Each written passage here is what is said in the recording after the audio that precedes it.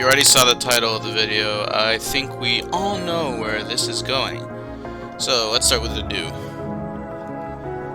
It's a cool paralogue. Sylvain's is a bit worse. It's a route map and like Maddening, it's especially worrisome. But hey, you get pretty good goodies. I actually think Ingrid's paralogue is pretty nice. It's a well-paced escape, escort, whatever mission. And depending on, and there's plenty of ways you can play around with enemy reinforcement zones. And then there's Lorenz. The map itself is kind of simple, but you get like a really good reward in Thyrsus. Seriously, +2 range and offensive magic is nice, but like it's a pretty simple map, all things considered. Anyway, Alloys is in a different boat, even if because like the map itself is a lot more complex, but like the rewards are pretty mediocre, to be honest, except like stat boosters. That's always cool. Then we have Balthus, which, while it tries to play with the same thing as Ingrid's paralogue, does it a lot worse because just somehow the DLC paralogues are tougher than the other ones. And unlike the other unlike the other Ashen Wolf paralogue, which is Constance, you don't really get a cool reward. You just get cool looking gauntlets. Next is Southus. Tales of the Red Canyon. It's actually a pretty nice map. You get to farm quite a bit of rock for forging, or whatever. You also get like Knowledge Gem, extra Divine Pulse, and the map itself is pretty nice. And there's True Chivalry. The map can get pretty out of hand if you're too slow, but like you get decent rewards out of it. And you could clear the map in a reasonably quick fashion anyways. Next up is Death Toll, Ignaz's paralogue. Sort of like Lorenz's paralogue, it's pretty, how shall I say it? Yeah, simple to clear quickly, but you get really good rewards out of it, notably the Leicester Mercenaries. After that, it's Manuela's paralogue. I put Manuela's paralogue up here because like the rewards are great, and I actually like the map. And you have to act a bit fast, but like at that point you have quite a lot of tools that can help you get the objective done quickly. Alright, here's Constance. It's better than Balthus's, even though there's like a monster, but that's good.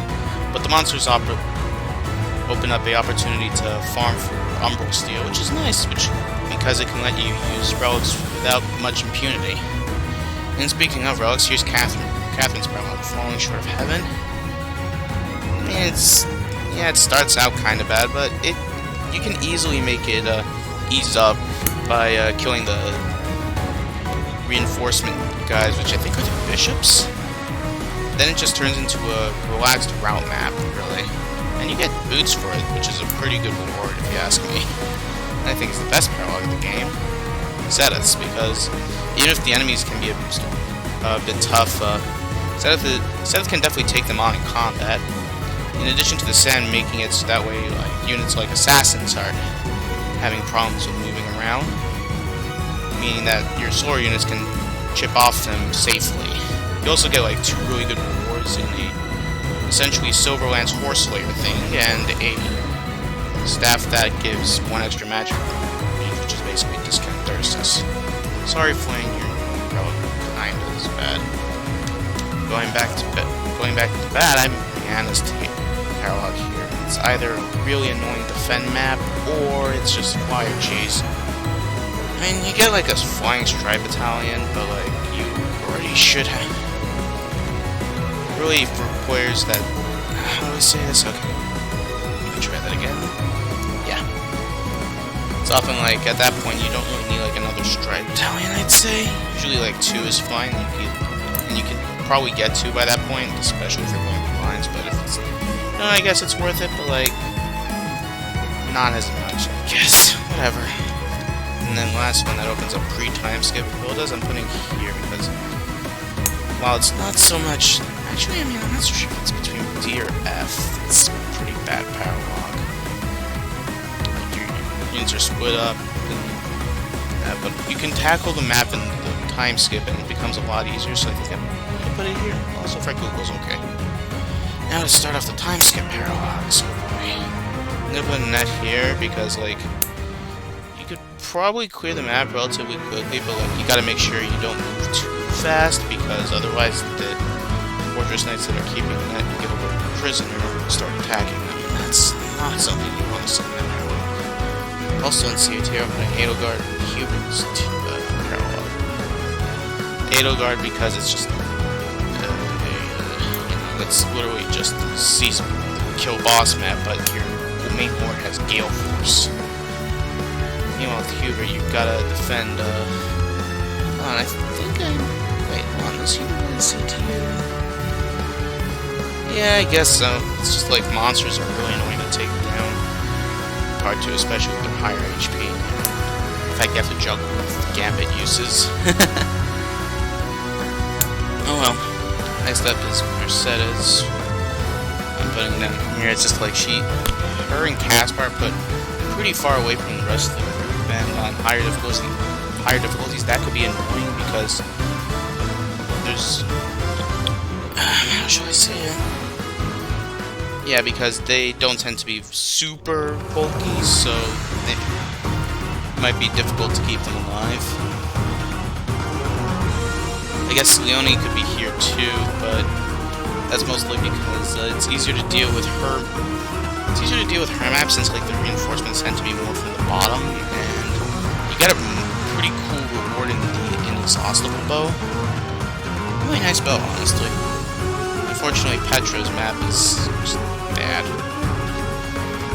First off, the map is lying to you. It's never an arrive map. If Petra even gets close there, then it just becomes a route map.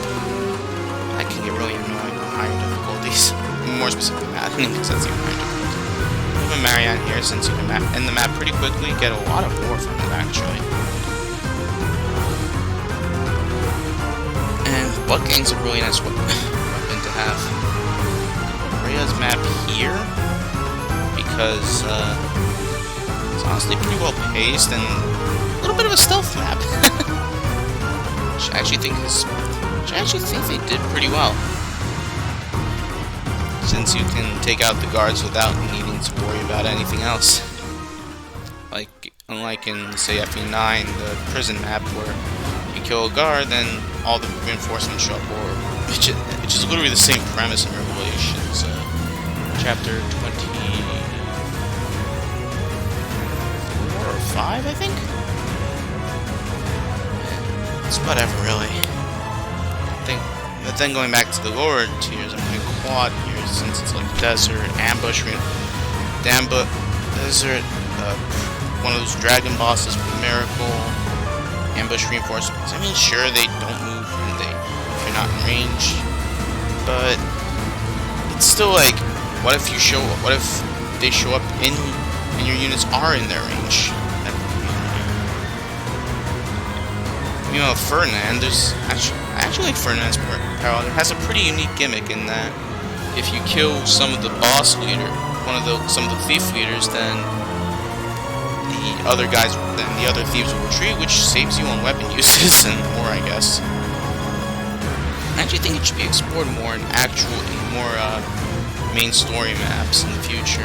And then to top it off, I'll put Dimitri's over here because I think it's a pretty simple map and like it never really overstays its welcome. Oh well, that's been my bad opinion of the year.